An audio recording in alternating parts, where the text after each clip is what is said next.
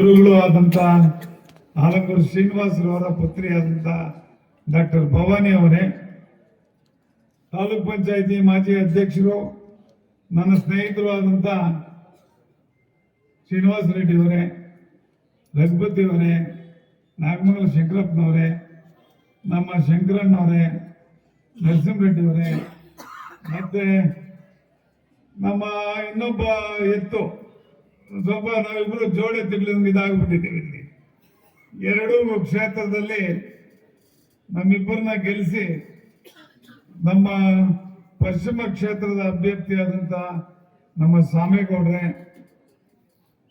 ಪ್ರಭಾಕರ್ ಅವರೇ, ಶ್ರೀನಿವಾಸ್ ಅವರೇ, ರಿಟರ್ನ್ ಅವರೇ, ಬಹಳ ಜನ ಮುಖಂಡರಿದ್ದೀರಿ, ದಯವಿಟ್ಟು ಕ್ಷಮಿಸಬೇಕು. ನಾರಾಯಣ್ ಗೌಡ್ರೆ, ಬಾಲಕೃಷ್ಣ ಅವರೇ, ನಮ್ಮ ಆರ್ಕಿಟೆಕ್ಟ್ ರವಿ ಅವರೇ, ನಮ್ಮ ಮಂಜು ಅವರೇ, ಇನ್ನು ಅನೇಕ ಎಲ್ಲ ನನ್ನ ಸ್ನೇಹಿತರು ಕೂಡ, ನಮ್ಮ ಅವನಿ ಲಕ್ಷ್ಮೀ ಪ್ರಿಯಾರ್ ಅವರೇ, ಶೇಖರ್ ಅವರೇ, ರಮೇಶ್ ಅವರೇ, ಬಹಳ ಜನ ಇದ್ದಾರೆ. ಒಂದು ನಮ್ಮ ಪಕ್ಷದಲ್ಲಿ ಮುಖಂಡರು ಬಹಳ ಜನ ಇದ್ದಾರೆ. ಇದಂತೂ ಸಂತೋಷವಾದಂತಹ ವಿಚಾರ. ಪ್ರಪ್ರಥಮವಾಗಿ ಏನು ನನ್ನನ್ನ ಮತ್ತು ನಮ್ಮ ಪಶ್ಚಿಮ ಕ್ಷೇತ್ರದ ನಿರ್ದೇಶಕರಾದಂತಹ ಸಾಮೇಗೌಡರನ್ನ ಅಭಿನಂದಿಸಿದ ನೌಕರರು ಎಲ್ರಿಗೂ ಕೂಡ ನಾನು ನೌಕರರು ಮತ್ತು ಅಧ್ಯಕ್ಷರಿಗೆ ನಾನು ಕೃತಜ್ಞತೆಗಳನ್ನು ಸಲ್ಲಿಸ್ತಾ ಇದ್ದೀನಿ.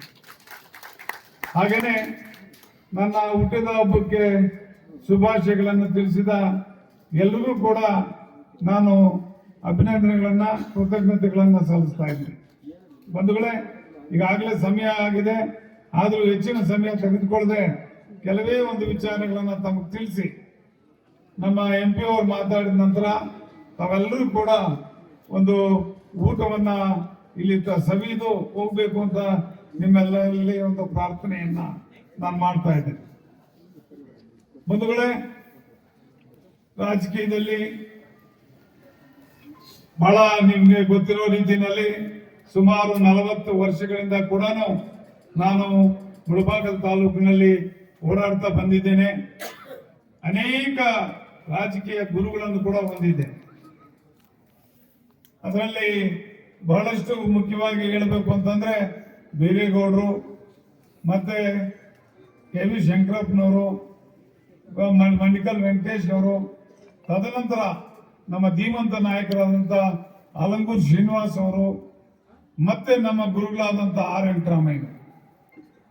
ಇವರಲ್ಲಿ MLAಗಳಾಗುವಂತ ಒಂದು ಭಾಗ್ಯ ಸಿಕ್ಕಿದ್ದು ಮಾನ್ಯ ಬೀರೇಗೌಡರಿಗೆ, ಮತ್ತೆ ಆಲಂಗೂರು ಶ್ರೀನಿವಾಸ್ ಅವರು ಮಂತ್ರಿಗಳಾಗಿದ್ರು, ಮತ್ತೆ ನಮ್ಮ ಆರ್ ವೆಂಕಟರಾಮಯ್ಯನವರು. ಅನೇಕ ಧೀಮಂತ ನಾಯಕರನ್ನ ನೋಡ್ಕೊಂಡು ಬಂದಿದ್ದೀನಿ. ಆ ಧೀಮಂತ ನಾಯಕರ ಜೊತೆ ಒಡನಾಟ ಇಟ್ಕೊಂಡಿದ್ದೀನಿ ನಾನು. ನಾವು ಯಾವತ್ತೂ ಕೂಡ ಹಣಕ್ಕಾಗಿ ರಾಜಕೀಯ ಮಾಡಿದಂತವರಲ್ಲ. ಆಲಂಗೂರು ಶ್ರೀನಿವಾಸ್ ಅವ್ರಿಗೆ ದುಡ್ದಿದ್ದೀವಿ, ಆರ್ ವೆಂಕಟರಾಮಯ್ಯನವ್ರಿಗೆ ದುಡ್ದಿದ್ದೀವಿ, ಬೀರೇಗೌಡರಿಗೆ ದುಡ್ದಿದ್ದೀವಿ, ಸಮೃದ್ಧಿ ಮಂಜುನಾಥ್ ಅವ್ರಿಗೆ ದುಡ್ದಿದ್ದೀವಿ, ಮುನಿಯಾಂಜಪ್ಪನಿಗೂ ದುಡ್ದಿದ್ದೀವಿ 2 ಸಾರಿ. ಇಷ್ಟೆಲ್ಲ ದುಡಿದ್ರು ಕೂಡ ನಮ್ಮ ಪಕ್ಷದ ವೈಶಿಷ್ಟ್ಯ ಮುಳಬಾಗಿಲಲ್ಲಿ ಏನು ಅಂತಂದ್ರೆ, ಯಾರು ಕೂಡ ಮುಖಂಡರು ದುಡ್ಡು ತಗೊಂಡು ರಾಜಕೀಯ ಮಾಡಿದಂತ ನಿದರ್ಶನ ಇಲ್ಲವೇ ಇಲ್ಲ. ಇಲ್ಲ ಅಂತಂದ್ರೆ 15 ವರ್ಷಗಳ ಕಾಲ ಅಧಿಕಾರ ಇಲ್ಲದೆ ಇದ್ರೂ ಕೂಡ ಇವತ್ತು ಜಾತ್ಯತೀತ ಜನತಾದಳ ಮುಳಬಾಗಿಲಿನಲ್ಲಿ ಶಕ್ತಿಯುತವಾಗಿರೋದಕ್ಕೆ ಸಾಧ್ಯ ಆಗ್ತಾ ಇದೆ. ಇವತ್ತು ಕೂಡ ಮುಳಬಾಗಿಲು ತಾಲೂಕಿನಲ್ಲಿ ಜಾತ್ಯತೀತ ಜನತಾದಳ ಒಂದು ಬಲಿಷ್ಠವಾದಂತಹ ಒಂದು ಶಕ್ತಿ. ಯಾರು ಬರಬಹುದು, ಯಾರು ಹೋಗ್ಬೋದು, ಆದ್ರೆ ಕಾರ್ಯಕರ್ತರು ಶಾಶ್ವತವಾಗಿ ನಮ್ಮ ತಾಲೂಕಿನಲ್ಲಿ ಇದ್ದಾರೆ ಅನ್ನೋದಕ್ಕೆ ನೀವೇ ನಿದರ್ಶನ. ಅನೇಕ ಬಾರಿ ರಾಜಕೀಯದಲ್ಲಿ ನಿರಾಶೆ ಹೊಂದಿದ್ದೀವಿ. ಮುನಿಯಾಂಜಪ್ಪನವರು ಕೇವಲ ಕೆಲವೇ ಮತಗಳಲ್ಲಿ ಸೋತಾಗ ನೋವನ್ನು ಅನುಭವಿಸಿದ್ದೀವಿ. ಮತ್ತೆ ನಮ್ಮ ಸಮೃದ್ಧಿ ಮಂಜುನಾಥ್ ಅವರು ಈ ಸಾರಿ ಸೋತ್ರೆ ನನ್ನ ಹೆಣ ಹೋಗುತ್ತೆ ಅಂತಂದ್ರು. ಅಂತ ಸಂದರ್ಭಗಳನ್ನು ಕೂಡ ಎದುರಿಸಿದೀವಿ.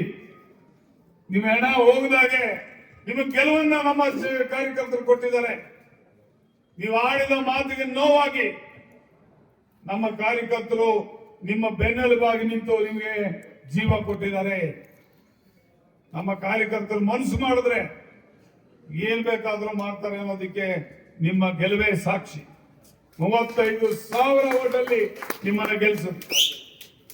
ನಮ್ಮ ಕಾರ್ಯಕರ್ತರಿಗೆ ಒಂದು ಆತ್ಮಸ್ಥೈರ್ಯ ಬಂದಿದೆ. ಮುಂದಿನ ದಿನಗಳಲ್ಲಿ ಅಷ್ಟೇನೆ ನಮ್ಮ ಪಕ್ಷ ಬಲಿಷ್ಠವಾಗಿದೆ. ಮುಂದಿನ ದಿನಗಳಲ್ಲಿ ಕೂಡ ಬಲಿಷ್ಠವಾಗಿರ್ತದೆ. ಇದೇ ನಮ್ಮ ಕಾರ್ಯಕರ್ತರು ನಮ್ಮ ಮಾನ್ಯ MP ಅವರ ಚುನಾವಣೆಯಲ್ಲೂ ಕೂಡ 35-40 ಸಾವಿರ ಲೀಡನ್ನು ಕೊಟ್ಟು ಇದಕ್ಕೆ ನಮ್ಮ ಕಾರ್ಯಕರ್ತರಿಗೆ ನಾವು ಆಭಾರಿಯಾಗಿರ್ಬೇಕಾಗ್ತದೆ. ಆದ್ರೆ ಅಧಿಕಾರ ಬಂದ ತಕ್ಷಣ ನಾನಾಗ್ಬೋದು, ಸಾಮೇಗೌಡರು ಆಗ್ಬೋದು, ಇನ್ನೊಬ್ರು ಆಗ್ಬೋದು, ಕಾರ್ಯಕರ್ತರನ್ನ ಕಡೆಗಣಿಸಿದ್ರೆ ಕಾರ್ಯಕರ್ತರು ಕೂಡ ಅವರನ್ನ ಕಡೆಗಣಿಸ್ತಾರೆ, ನಮ್ಮನ್ನು ಕೂಡ ಕಡೆಗಣಿಸ್ತಾರೆ. ನಾನು ಮೂಲತಃ ಏನು ರಾಜಕೀಯವಾಗಿ ಬಂದ ತಕ್ಷಣ ಯಾವುದೇ ಅಧಿಕಾರ ಇನ್ನೊಂದು ನನಗೆ ಸಿಕ್ಕಿರ್ಲಿಲ್ಲ. ನಾನು ಹಲವಾರು ವರ್ಷಗಳ ಕಾಲ ಕಷ್ಟಪಟ್ಟಿದ್ದೀನಿ. 89ರಲ್ಲಿ KV ಶಂಕರಪ್ಪನವರು ಎಲೆಕ್ಷನ್ ನಿಂತ್ಕೊಂಡಾಗ ಇನ್ನಿಲ್ಲದಂತ ನೋವನ್ನು ಅನುಭವಿಸಿದ್ವಿ. ನಮ್ಮಲ್ಲೇ ಒಡಕಾಗಿ ಇನ್ನೊಬ್ಬ ಅಭ್ಯರ್ಥಿ ನಿಂತ್ಕೊಂಡಾಗ ನಾವು 22,000 ಓಟನ್ನು ತಗೊಂಡ್ರು ಕೂಡ ನಾವು ಸೋತ್ವಿ.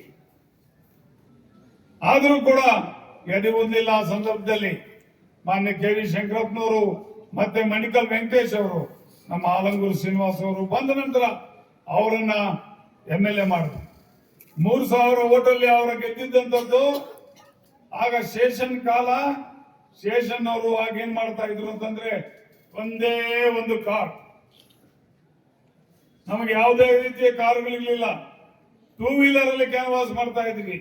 ನಾನು ಮತ್ತೆ ನಮ್ಮ ಚಿಕ್ಕಪ್ಪ ಸುಬ್ಬೇಗೌಡ ಅಂತ ರಾತ್ರಿ 2 ಗಂಟೆನಲ್ಲಿ ಚಮಕಳಹಳ್ಳಿ ಅನ್ನೋ ಊರು, ಇವತ್ತಿಗೂ ಕೂಡ ಚಮಕಳಹಳ್ಳಿ ಸ್ವಲ್ಪಕೊಂಟೆ ಅನ್ನೋ ಊರು ಇದಾಗ ನಮ್ಮ ಸ್ವಲ್ಪಕೊಂಟೆ ಬಾಂಧವರು ಈಗ ಬಂದಿದ್ದಾರೆ. ಆಗ ನಮ್ಮ ಪಕ್ಷ ಅಲ್ಲಿ ಇರ್ಲಿಲ್ಲ. ಸ್ವಲ್ಪಕೊಂಟೆ ಊರಿನಲ್ಲಿ ನಮ್ಮ ಪಕ್ಷ ಇರ್ಲಿಲ್ಲ. ಅಲ್ಲಿ ಇದ್ದಿದ್ದು ಕಾಂಗ್ರೆಸ್ CPM ಮಾತ್ರನೇ. ಅಂತ ಸಂದರ್ಭದಲ್ಲಿ ನಾನು ನಮ್ಮ ಸುಬ್ಬೇಗೌಡರು ಅಲ್ಲಿ ಏಜೆಂಟ್ ಏನಾದ್ರು ಮಾಡಿ ಇಡಬೇಕು ಅಂತ ಹೋಗ್ತಾ ಇದ್ರೆ ರಾತ್ರಿ 2 ಗಂಟೆಗೆ ನಮ್ಮ ಆಲಂಗೂರು ಶ್ರೀನಿವಾಸ್ ಅವರು ಬಂದ್ರು ಕಾರಲ್ಲಿ. ನಾವು 2 ವೀಲರ್ ಅಲ್ಲಿ ಬೇರೆ ಏನೋ ಸರಕು ತಗೊಂಡು ಹೋಗ್ತಾ ಇದ್ವಿ. ಅಲ್ಲಿ ಹೇಳೋದಿಲ್ಲ, ಅಲ್ಲಿ ಕೊಡೋದಿಕ್ಕೆ ತಗೊಂಡು ಹೋಗ್ತಾ ಇರ್ಬೇಕಾದ್ರೆ ಬಂದ್ ನಿಲ್ಸ್ಬಿಟ್ಟು, ಏನಪ್ಪ ಕಂದಮ್ಗಾಡ್ ಇಂಚೇಪ್ನ పోతా ఉన్నారు యాలప్ప ಅಂತಂದ್ರು. ఏం చేసేది కార్లు లేదన్నా, ఇట్లా 2 వీలర్లో పోతా ఉన్నాము, ఇట్లా ఏಜೆಂಟ್ లేదాಡ. ಅಯ್ಯೋ ಅಂತ ನಮ್ಮ ದಿವಂಗತ ಮಗಲರೆಡ್ಡಿ ಅವ್ರ ಮನೆಯಲ್ಲಿ 4 ಸಾಲ ಇಟ್ಟಪ್ಪ ಅಂತ ಮಲಗ್ಬಿಟ್ರು. ನಾನು ನಮ್ಮ ಸುಬ್ಬೇಗೌಡ 140 ಕಾರಲ್ಲಿ ಹೋಗಿ ಅದೇ ಊರಲ್ಲಿ ನಮ್ಮ ಬೈಪ್ನಲ್ಲಿ ಚಂಗಲರಾಯ ಅಂತ ಅವನನ್ನ ಎಲ್ಲರನ್ನು ಎಬ್ಬಿಸಿ, ಆ ಒಂದು ಸಂದರ್ಭದಲ್ಲಿ ಎಬ್ಬಿಸಿ ಅಲ್ಲಿ ಏಜೆಂಟ್ ಇಟ್ಟು ಬಂದ್ವಿ. ಇದು ನಮ್ಗೆ ಇರ್ತಕ್ಕಂಥ ಒಂದು ಪಾರ್ಟಿ ಕಮಿಟ್ಮೆಂಟ್. ಈ ಕಮಿಟ್ಮೆಂಟ್ ನಮ್ಮ ತಾಲೂಕಿನಲ್ಲಿ ನನಗೊಬ್ಬರಿಗೆ ಅಲ್ಲ, ಎಲ್ಲಾ ಕಾರ್ಯಕರ್ತರಿಗೂ ಇದೆ. ಇದನ್ನ ನಿಜಕ್ಕೂ ಕೂಡ ಶ್ಲಾಘಿಸಬೇಕಾಗ್ತದೆ.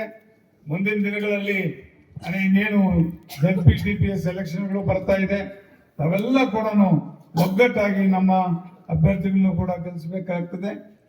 ಮತ್ತೆ ಏನು ನಮ್ಮ ಒಕ್ಕೂಟದ ಅಭಿವೃದ್ಧಿ ಚೆನ್ನಾಗಿ ಆಗ್ತಾ ಇದೆ. ಈಗಾಗಲೇ 14 ಕೋಟಿ ನಷ್ಟ ಇದ್ದಿದ್ದನ್ನ ಈಗ ನಷ್ಟ ತೊಡೆದಾಕಿ ಲಾಭದ ಕಡೆ ಬರ್ತಾ ಇದೀವಿ.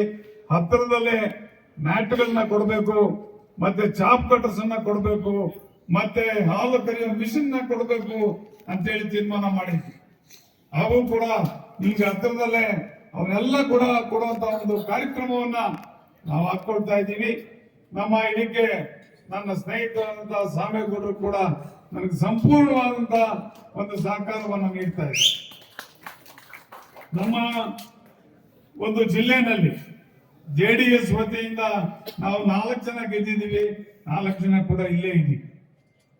ಒಂದು ನಮ್ಮ ಹರೀಶ್ ಅವರು, ಮತ್ತೆ ನಮ್ಮ ನಾಗರಾಜ್ ಅವರು, ಮತ್ತೆ ಸಾಮೇಗೌಡರು, ಮತ್ತೆ ನಾನು 4 ಜನನೇ ಆದ್ರೂ ಕೂಡ, ನಾವು 4 ಜನನೇ ಒಕ್ಕೂಟದಲ್ಲಿ ನಿರ್ದೇಶಕರಾಗಿದ್ರು ಕೂಡ, ಏನು ಒಳ್ಳೆ ಕೆಲಸ ಆಗ್ಬೇಕಾದ್ರೂ ಕೂಡ ನಾವೆಲ್ಲ ಕೂಡ ಒಟ್ಟಾಗಿದ್ದೀವಿ, ಒಳ್ಳೆ ಕೆಲಸಗಳನ್ನ ಮಾಡ್ತಾ ಇದ್ದೀವಿ ಅಂತ ಈ ಸಂದರ್ಭದಲ್ಲಿ ಹೇಳ್ತಾ, ಏನು ನೌಕರರ ಸಂಘದವರು ಸನ್ಮಾನ ಮಾಡಿದ್ದಕ್ಕೆ ಅವರಿಗೆಲ್ಲ ನಾನು ಚಿರುಣಿ. ಮತ್ತೆ ನನ್ನನ್ನ ಈ ಚುನಾವಣೆಯಲ್ಲಿ 4ನೇ ಬಾರಿ, ಇದು ಈ ಚುನಾವಣೆ ನನಗೆ ಬಹಳ ಕಠಿಣ ಪರಿಸ್ಥಿತಿಯನ್ನ ತಂದಿಟ್ಟಿತ್ತು.